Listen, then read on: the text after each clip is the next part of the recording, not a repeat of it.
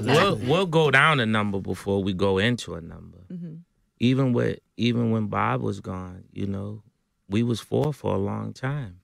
Right. You know, we didn't even know how to think about five. You know, we just was like, we just have to figure out how to survive.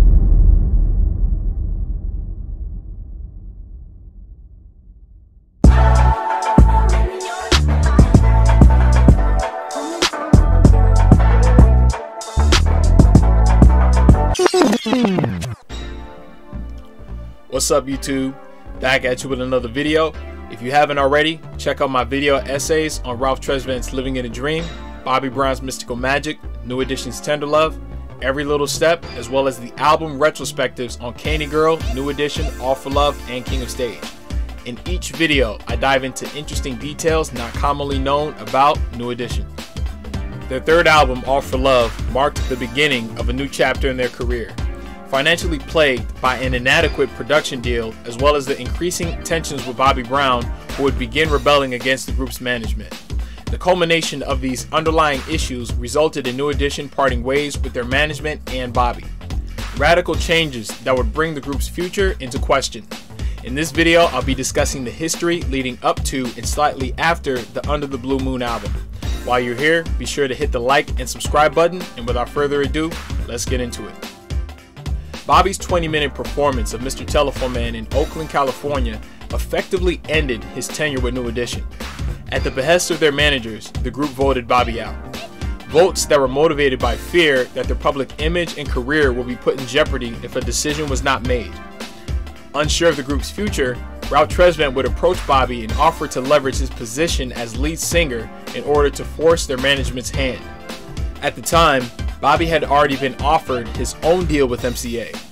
Willing to take his chances as a solo artist, Bobby opted to pursue his own career. Question that everyone has been coming to me with, they want to know, Miss Neely, can you tell me what happened to Bobby Brown? Well, what happened is Bobby, he was really uncomfortable with the style of singing that we had.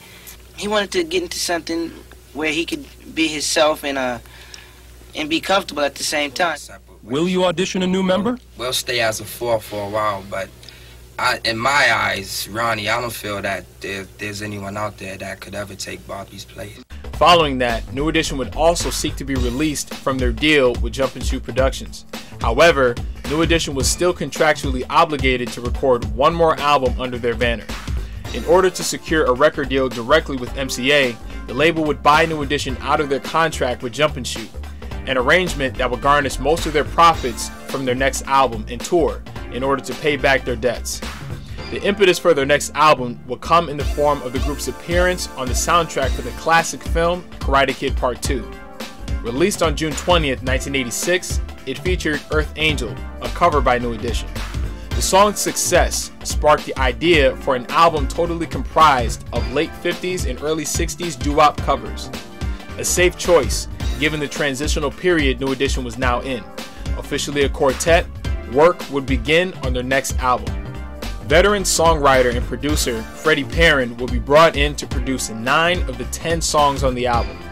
Perrin's career would begin at Motown as a member of their songwriting and production collective, The Corporation, co-writing the Jackson 5's earliest hits, ABC, I Want You Back, The Love You Saved, and Mama's Pearl.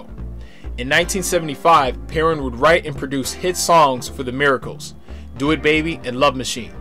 Do It Baby released as a single in August of 1974, peaking at number 13 on the Billboard Hot 100 and number 4 on the R&B chart. The following year, in October, Love Machine was released as a single and reached number 1 on the Billboard Hot 100 and crossed over into the UK market, reaching number 3 on the UK singles chart. That same year, he would write the generational classic It's So Hard to Say Goodbye to Yesterday, performed by G.C. Cameron from the film Cooley High. The song would go on to be covered by Boyz II Men in 1991 and surpass the success of the original, reaching number 2 on the Billboard Hot 100. After leaving Motown, he would work for Capitol Records. His most prominent work would be with the Silvers, writing and producing their Billboard Hot 100 Top 10 hits, Boogie Fever, Hotline, High School Dance, with Boogie Fever reaching number 1. Freddie Perrin would receive his first Grammy for his production work on the Saturday Night Fever film soundtrack, producing the Yvonne Elliman crossover hit If I Can't Have You. Released as a single on January 23, 1978, it reached number 1 on the Billboard Hot 100. Solidified as a proven hitmaker, he would spend the remainder of the 70s into the early 80s working with artists, leading them to gold and platinum success. Freddie Perrin would also produce Johnny Gill's self-titled debut album in 1983. His songwriting and production background made him a perfect fit to record an album comprised of older songs that preceded his own career. Under the Blue Moon begins with Earth Angel, originally recorded by the Penguins, written by Curtis Williams, Jesse Belvin, and Gaynell Hodge. The keyboard synthesizers set the romantic tone of the song, as the group's vocal harmony falls in shortly after. Ralph's voice comes in to lead the way, painting the song's picture, supported by Ricky's falsetto that echoes throughout the song. The highlight comes in the second half, where it pauses for a moment for the declaration, "I'm just a fool in love with you." Voices coming in together to emphasize who the song is for. Earth Angel juxtaposes the vintage simplicity of 50s melody and lyrics with 1980s production and voices. This rendition undoubtedly stands out amongst the long list of similar covers. Rightfully placed within the romantic scene in Karate Kid Part 2, even in this era, you can count on Earth Angel to set the mood.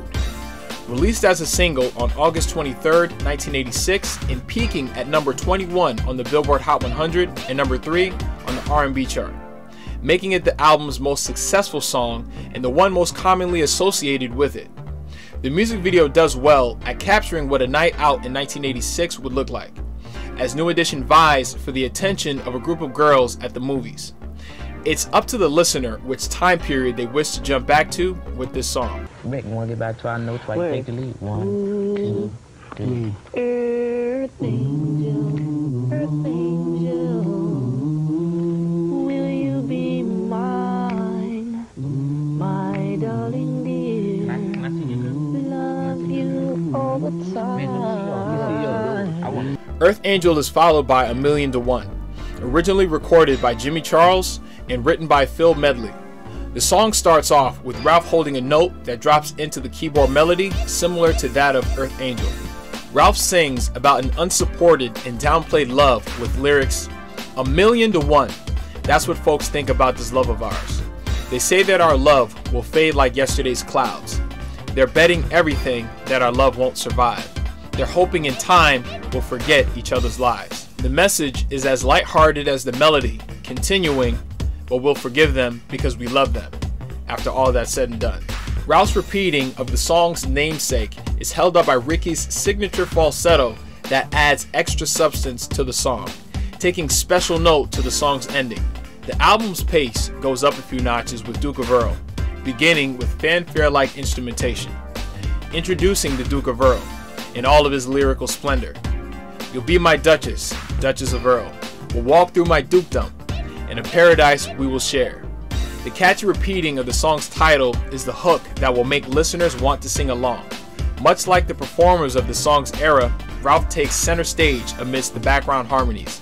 The faint horns, along with the quick guitar licks, makes this song a rich listen.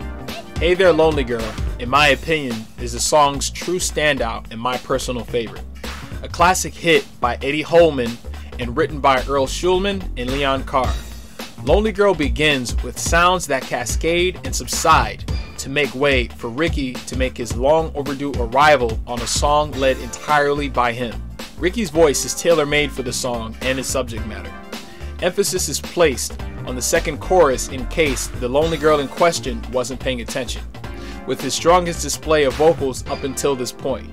Midway, the bridge is sung by Gordine, Shanice, and Crystal Wilson, who help give this song an entirely different feel in comparison to the rest of the album. Ricky doesn't take the spotlight for granted at all towards the song's end, taking the ballad by the reins towards the next level with his falsetto on full display. His final plea, "Let me make your heart like new," flawlessly ties the knot and shows that Ricky was a marginalized goldmine of talent, much like Bobby. This song goes to show that Under the Blue Moon stood way more to gain by having Ricky sing more lead parts. Nonetheless, Hey There Lonely Girl is a foreshadowing of what was to come from Ricky years later. 1,000 Miles Away, originally recorded by the Heartbeats, written by James Shepard and William H. Miller. Fitting right in along with Earth Angel and A Million to One, with its own distinct message unlike the previous two. The most relatable of the three, with lyrics, "You're 1,000 miles away, but I still have your love to remember you by. Oh my darling, dry your eyes. Daddy's coming home soon. It may be on a Sunday morning, it may be on a Tuesday afternoon. No matter what the day is, I'm going to make it my business to get home soon. Home is where the heart is. Longing to see your woman, despite being separated by 1,000 miles, is a plight I can relate to."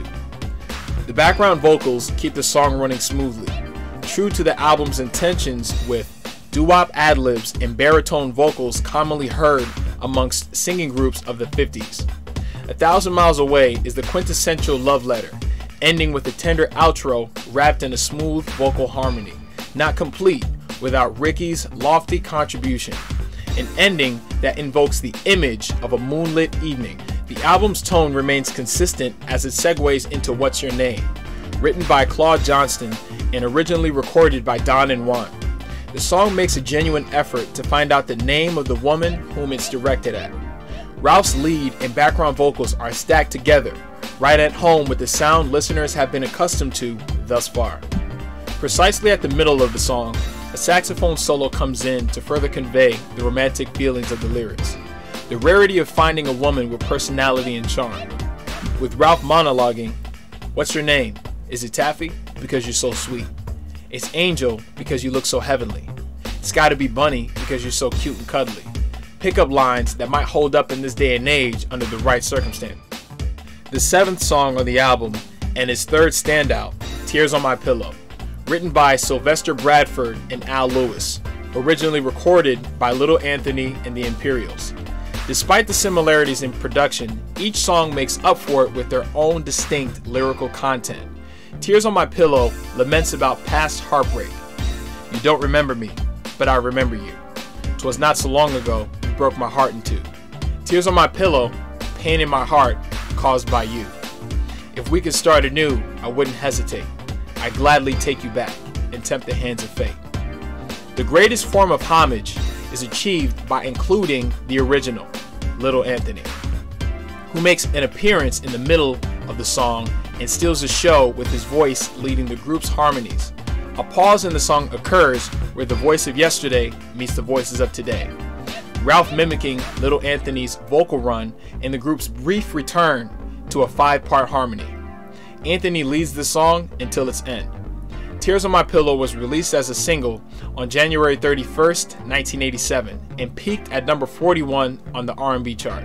The energy of the album rises again with its next track, Blue Moon, written by Richard Rodgers and Lawrence Hart, originally recorded by the Marcels.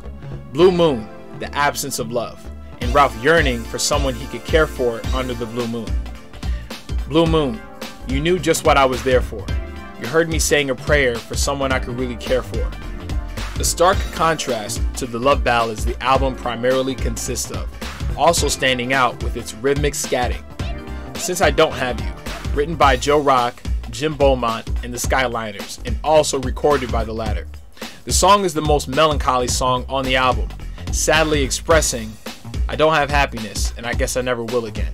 When you walked out on me, in walked old misery, and he's been here since then." Ralph ad-libs while Ricky faintly sifts through the song into the end. The album's final song ends with Bring Back the Memories, the only original song on the album, written and produced by Richard Wyatt Jr. It basks in the nostalgia of the songs of yesterday, going so far as to name each of them. Let the DJ play that old song again. Bring back the memories. Hey there, lonely girl, I'll be your Duke of Earl, cause that's how it used to be. In the book of love, we're 1,000,000 to 1. Let's bring back the memories. My Earth Angel, leave a story to tell. Let's bring back the used to be's. Reminiscing to simpler times, when I love you meant you pleasured your heart and soul. Ironic how we, today, look back at the early 2000s, 90s, and 80s, and the songwriters were looking back at the 60s and 50s and the memories along with them. Under the Blue Moon will go on to be certified gold, and in my opinion, is an underrated gem amongst New Edition's discography. New Edition's only album as a quartet makes the most of the time by appropriately backtracking to an era of music that came before them, doing the original versions justice while contemporizing them with solid production and vocal performances. Heading into 1987, New Edition wasn't without their internal issues as the divide between Ralph and the other members became more apparent. My relationship with Ricky was always tight. But again, I think he was on the same page as everybody else in the group at one point, where he leaned more toward being, just doing more things, having more side conversations, hanging out a little bit more in between work with Ronnie and Michael. So I slowly started feeling like Ricky was drifting more toward those guys way back in the days. And I held on to it as a special, special thing whenever I could hang out, whenever I could be with them, whatever, I could kind of continue the friendship that we've always had and I always thought we had and wanted us to continue having. And I just felt like there was a point in time that BBD was forming before BBD formed. A standoff occurred following their winning a favorite soul R&B group at the American Music Awards ceremony. What was supposed to be a performance of Earth Angel became an impromptu performance of Hey There Lonely Girl featuring only Ronnie, Ricky, and Mike. Having seen the freedom and success Bobby was having as a solo artist, Ralph would begin to have his own solo aspirations. We're having problems with Ralph because Ralph creatively was ready, to go solo. As communication between the group and Ralph broke down, he would start recording his own debut album, Living in a Dream, leaving the rest of the members to contemplate on how they can move forward without him. If you made it to the end of this video, I hope you enjoyed it. Please be sure again to like, comment, subscribe, let me know your thoughts, and I will see you on the next one. Peace.